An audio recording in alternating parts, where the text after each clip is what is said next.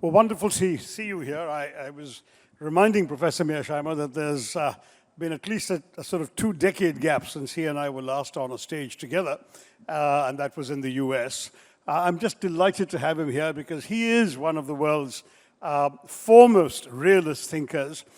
His famous thesis about great powers, the reason why states in their concern for survival tend to arm themselves and get into conflicts they might not necessarily be seeking, but which become inevitable because of their clashing ambitions. This is a thesis that has been hugely influential and has made him a distinctively recognizable advocate of what is known as the realist school of international relations.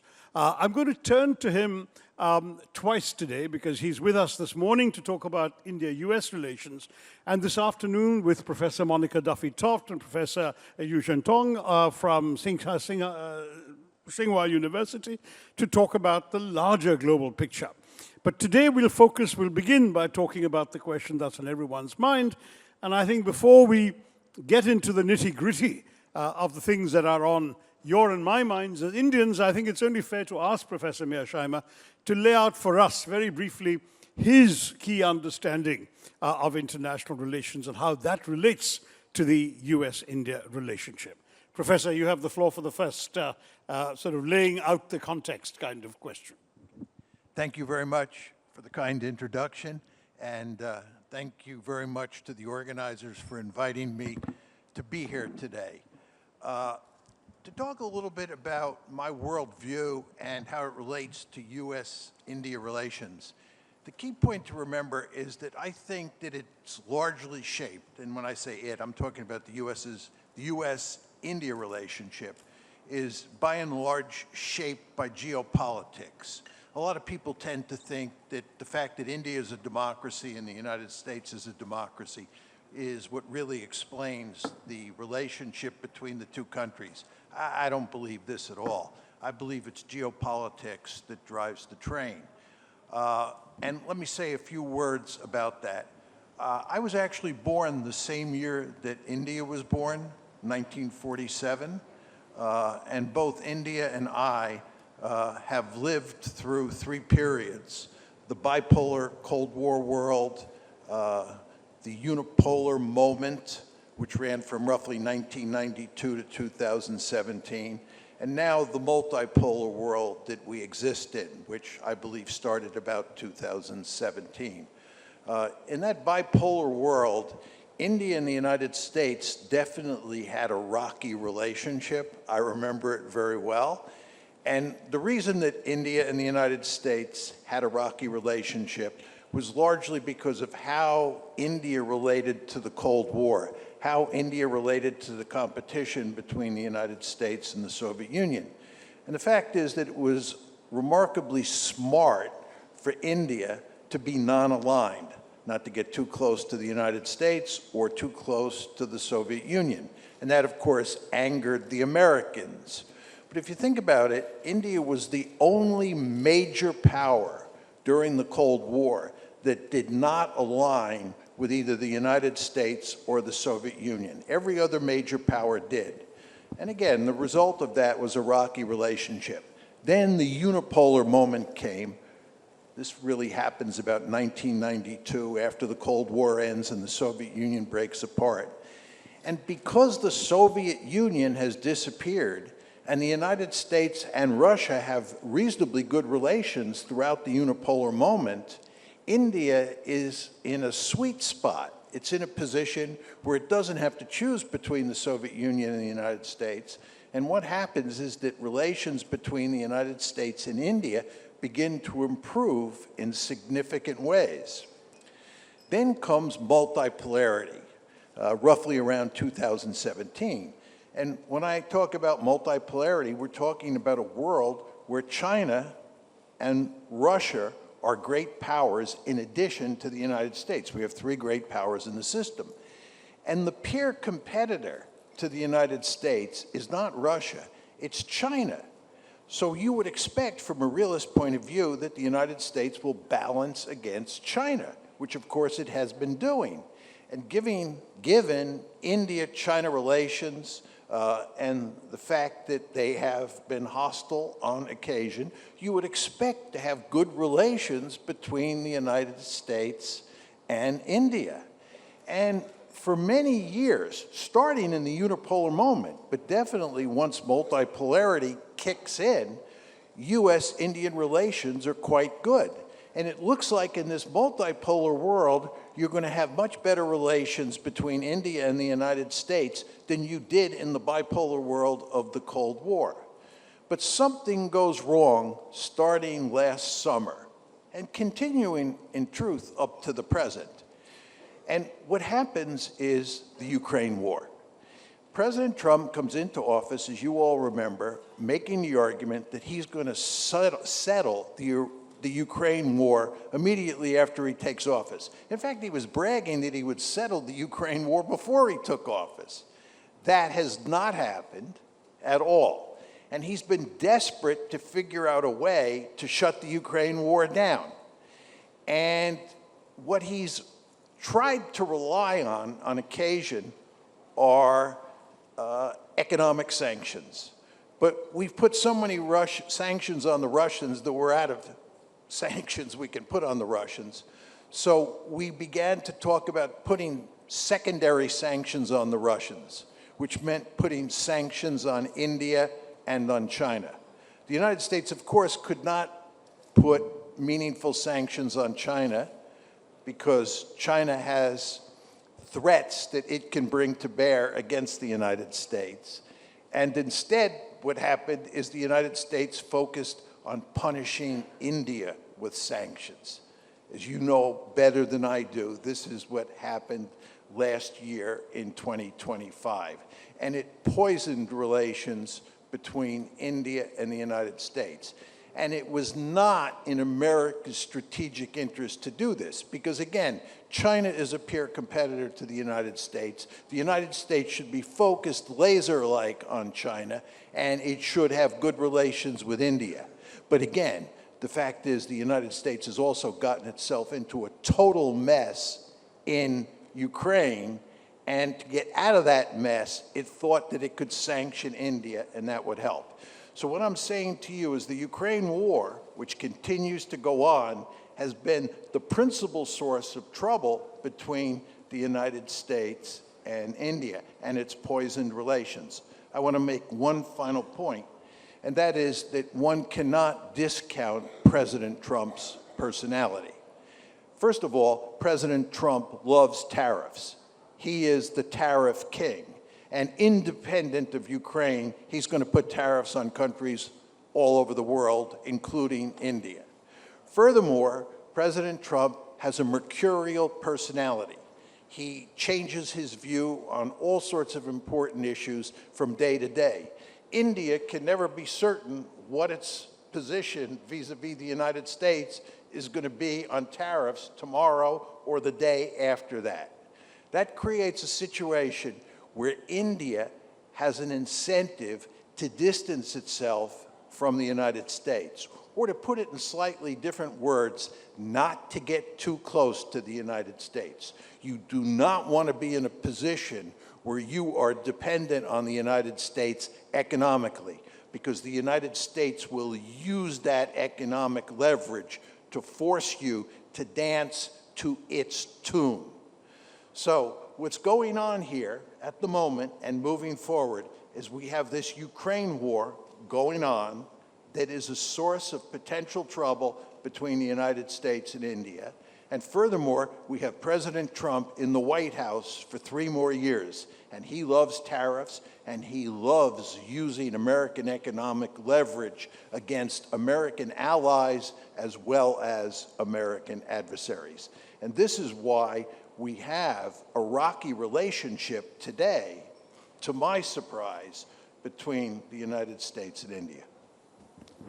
Great. Well, thank you for laying that out with your usual clarity. But it begs a few questions. I mean, in the bad old sexist days, the classic question used to be men asking, what do women want?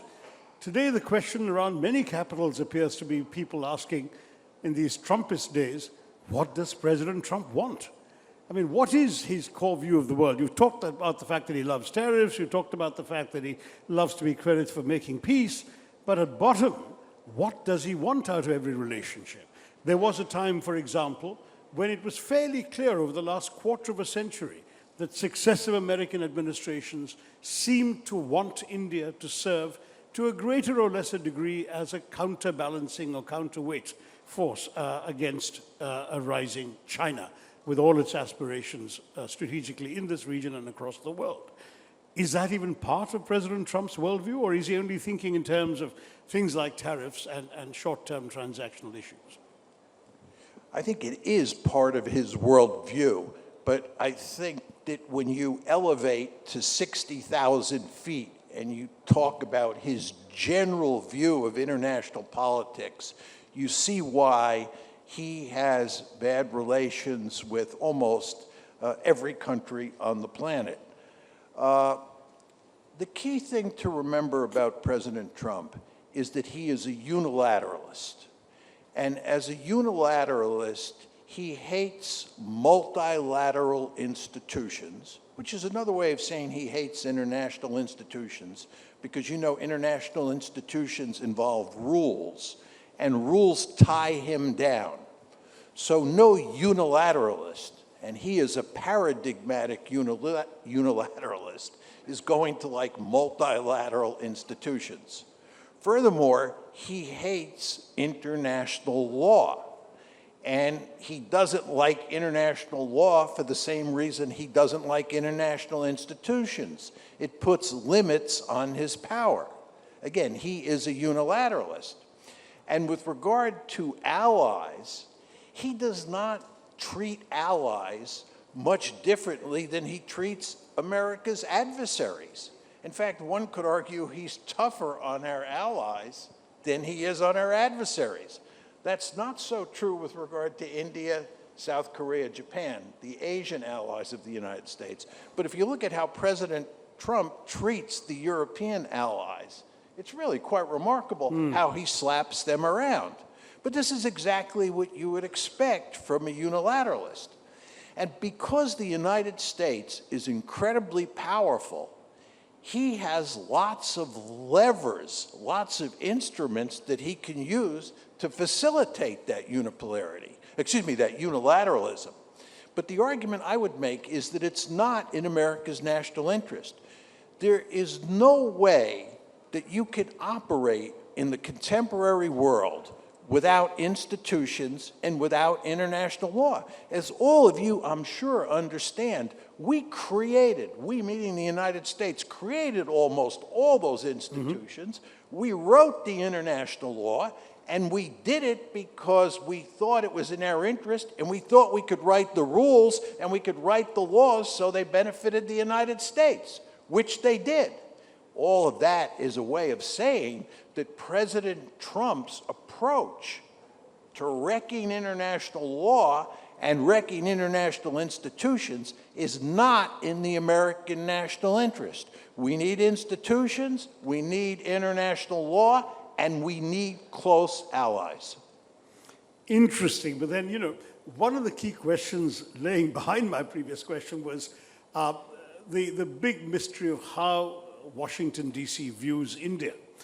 For us, it's not that we particularly wanted to play along necessarily with the desire, for example, of many in Washington, that we would be a counterweight to China, but with this new unilateralism that's coming out of Washington, is it even relevant that India could be a significant rising power alternative to China?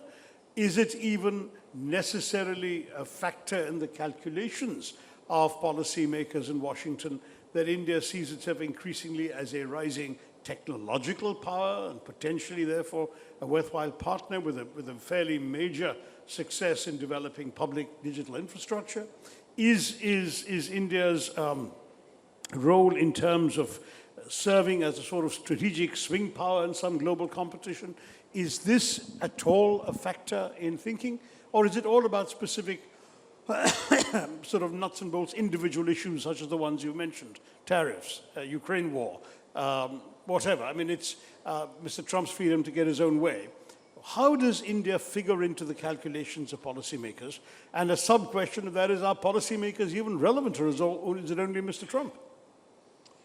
I think that most American policymakers and huge chunks of people in the educated elite in the United States who focus on foreign policy believe that India is a rising great power and will, in the years ahead, be one of the great powers in the world.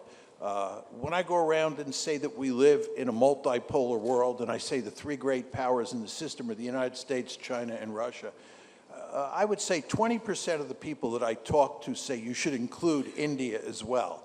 And if I say that I don't think India is a great power today, which I don't, they make the argument that India will be a great power. Furthermore, I think most American policymakers understand that India is an important player in the American effort to contain China.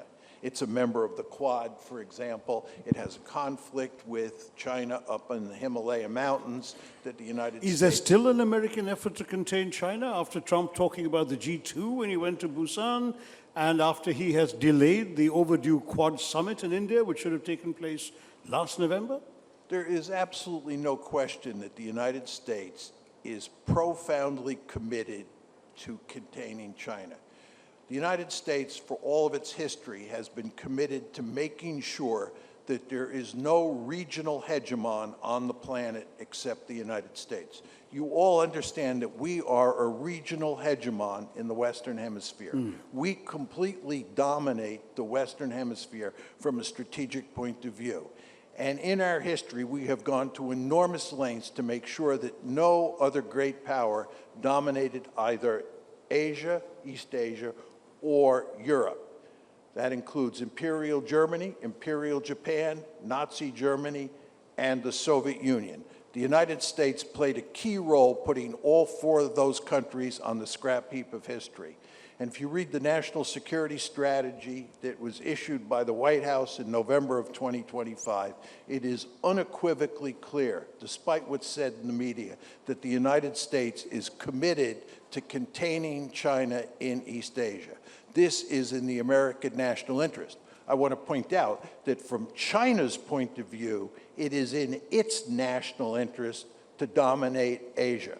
If I was Xi Jinping's national security advisor, I would tell him that it makes eminently good sense to imitate the United States and dominate East Asia the way the United States dominates the Western Hemisphere. I'd also tell him it's in China's national interest to build the Blue Water Navy that can project power all over the globe to protect Belt and Road and other Chinese interests, just like the United States has a Blue Water Navy. So the Chinese are a peer competitor that are interested in being at least as powerful, if not more powerful, than the United States. And they should be.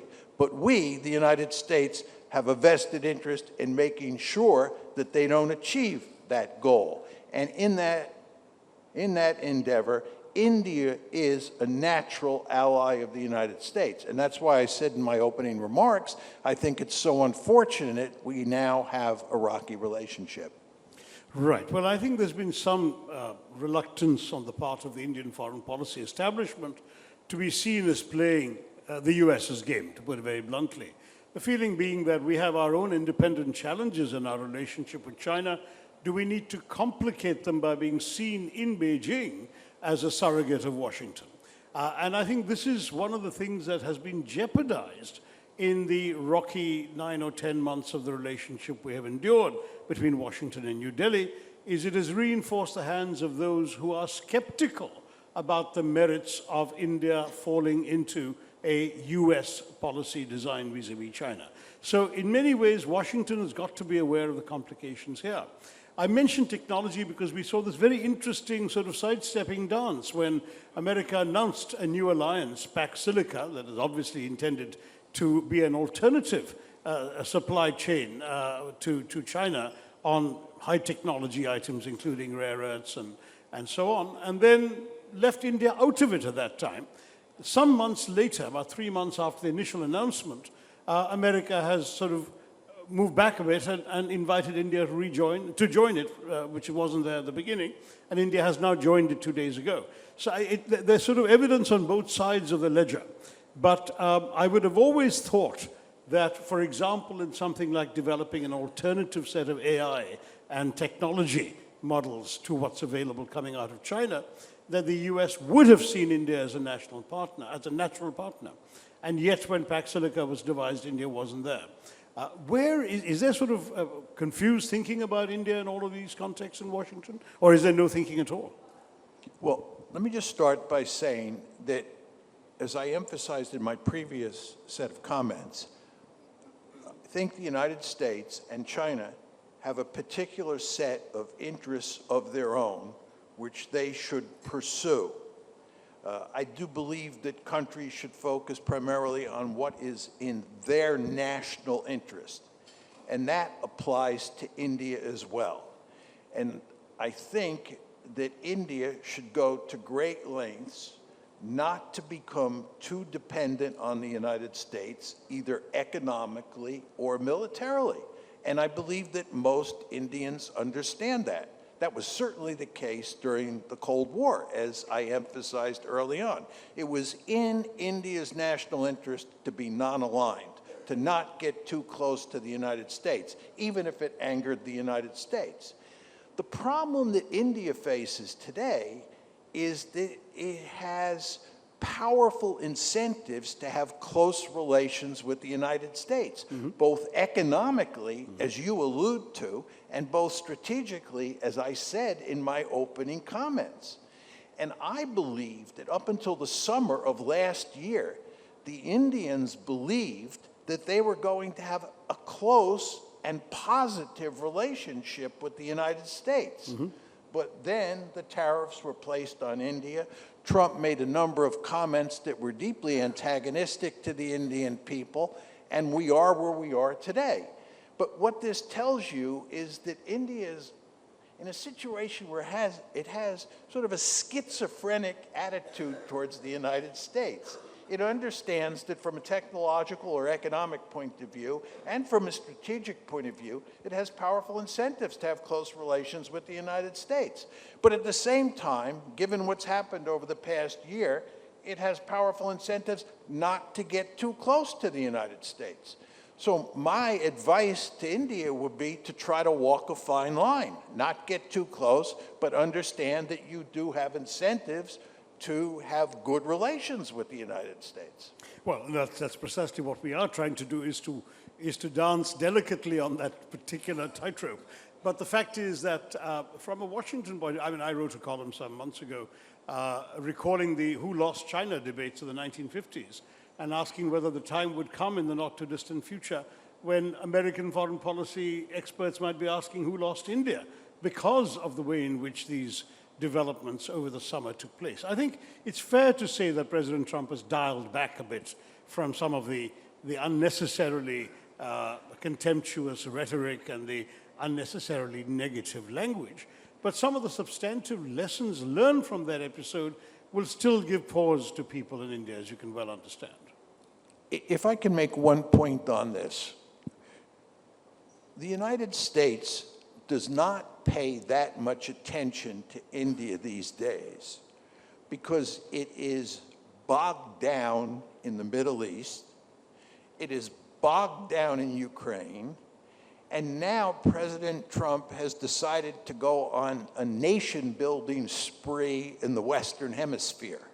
He's doing social engineering in Venezuela, he's going to do social engineering in Cuba, maybe Nicaragua. He's talking about making Canada the 51st state. He's talking about conquering Greenland. So he has this whole agenda in the Western Hemisphere. And again, you read the newspaper every morning looking to see whether we've started war against Iran. We're bogged down in the Middle East. We're bogged down in Ukraine. And of course, we have to deal with China at the same time. And President Trump is going to meet with Xi Jinping later this month.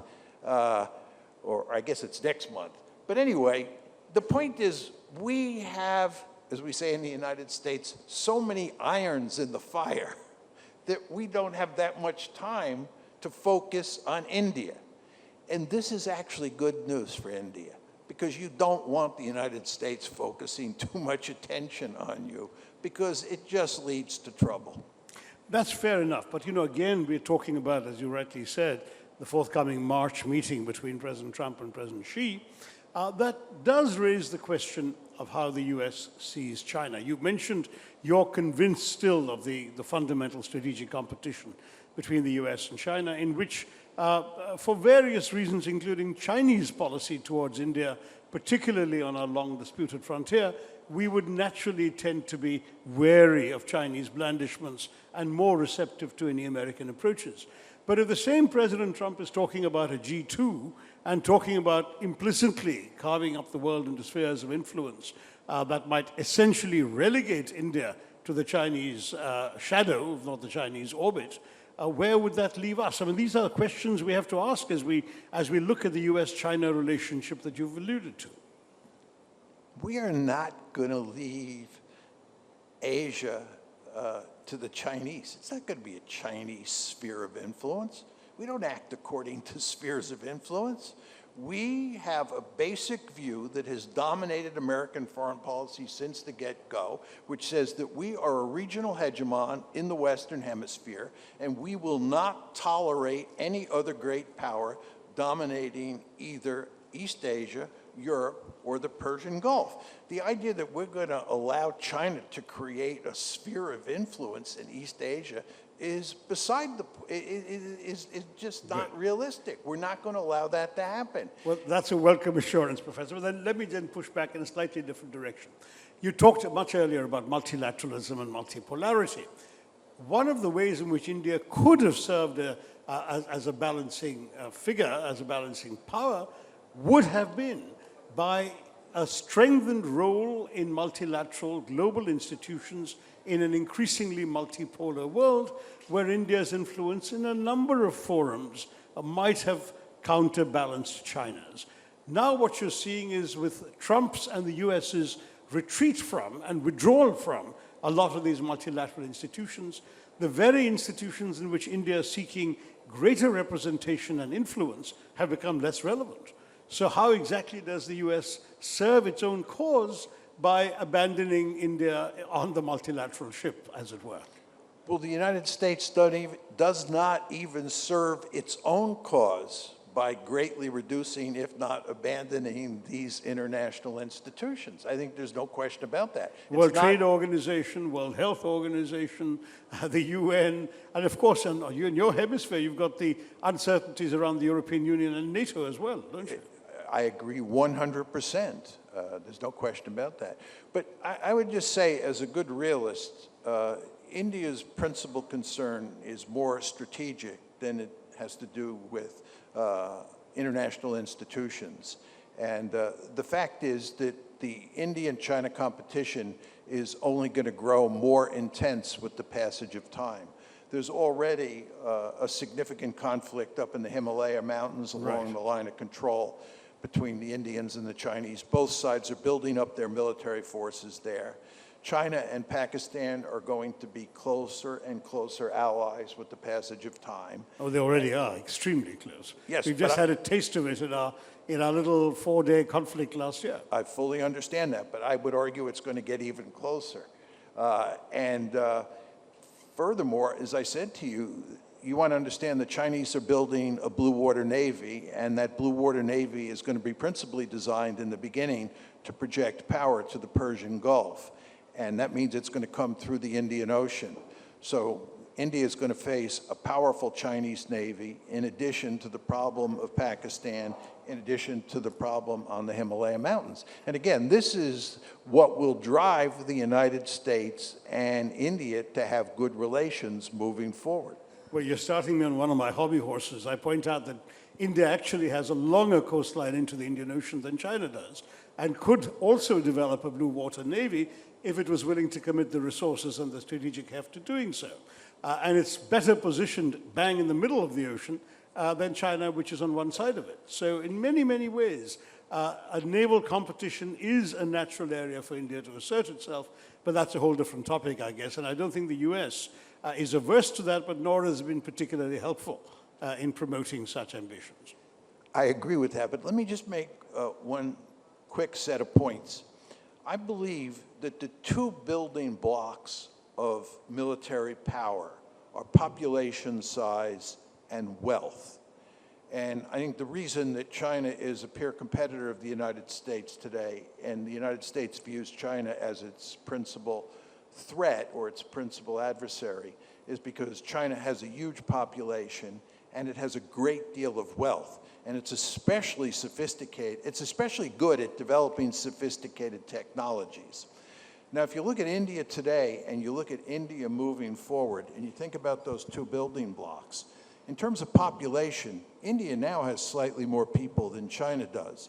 And if you project out 50 years, India will have a significantly larger population than China. So in terms of that building block, India is in excellent shape. The problem is wealth. And in terms of wealth generation, the big question on the table is, will the Indian economy grow by leaps and bounds over the next 50 years, the way the Chinese economy grew by leaps and bounds from, let's say, 1990 up to the present? But there is a related question. The US was a hugely influential factor in facilitating China's growth and wealth. Will it play a similar role with India? There were massive American investments in the Chinese economy, massive American transfers of technology, willing and otherwise, and China's growth owed a tremendous degree to the impetus provided by American business involvement. I would argue that the United States, for the foreseeable future, has an incentive to help the Indian economy grow for the purpose of balancing against China. And let me just tell you two quick stories on that front. First of all, if you go back to the Cold War, as almost all of you know, from roughly 1945 until the late 1960s, early 1970s, China and the Soviet Union were allies. Then starting in 1972, the United States flipped China, and China became an ally of the United States against the Soviet Union during the last part of the Cold War. And during that part of the Cold War, we had a powerful incentive in helping the Chinese economy grow for purposes of containing the Soviet Union. Two other examples, Germany and Japan. During the Cold War, Germany and Japan flourished economically. They were able to generate great amounts of wealth. The United States was willing to help the German and Japanese economy recover from World War II and to have those two economies grow by leaps and bounds, because Germany in Europe and Japan in East Asia were our two principal partners for the purpose of containing the Soviet Union. So I would argue, if you think about India and China, we, the Americans, have a deep-seated interest in helping the Indians get richer, right, so that India becomes more powerful, so that it can help us contain China. From your point of view, you have a profound interest in making sure that your economy grows at a rapid pace for the next 50 years, because given your population size, if you become a really wealthy country, you may become the most powerful state on the planet. Well, this is a wonderful note on which to end. Our time is up. The half an hour went very quickly. But I do want to say, first of all, that I hope that this last message, that the US has a vested interest in India's growth, will also be heard in Washington. I'd be grateful if you start saying this in the US policy space in which people do listen to you. And the second thing that I think, one question the organizers wanted me to end with is, how do you, and by extension, how does the US see our Prime Minister and the government of India today? I think there's no question that the American government, the Trump administration, looks very favorably on the Modi administration. I think these two governments in Washington are seen as birds of a feather. They're both basically right-wing governments, and I use that phrase in a benign way. And I think that President Trump personally likes Prime Minister Modi, and although I think Prime Minister Modi has mixed emotions about President Trump today, by and large, he views him in terms of politics and in terms of strategy as a natural ally. Good to hear that. Well, I look forward to having you back in the afternoon when we are joined by a Chinese scholar and an American scholar for further discussions on the broader world disorder that we should be discussing. But meanwhile, on India-US relations, thank you for that wonderful perspective. Professor John Mearsheimer, do give him a hand, ladies and gentlemen.